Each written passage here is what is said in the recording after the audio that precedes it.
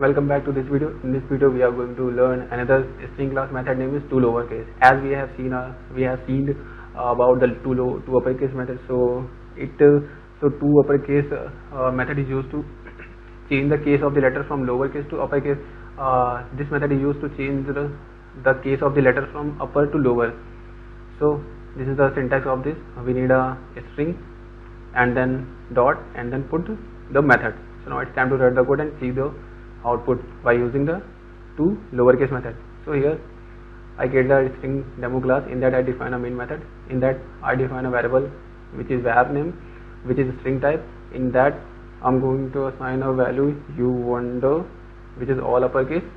Now it's time to write the code for see the output by using toLowerCase method.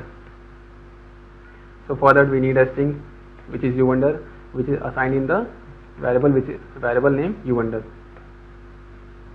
Variable name var underscore name. So the method is toLowerCase. Yeah. So as we have seen the syntax, like first we need a string and then put dot and then method name. So now it's time to execute the program. See that output.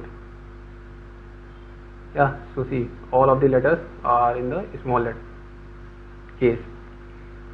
So that's it for this video.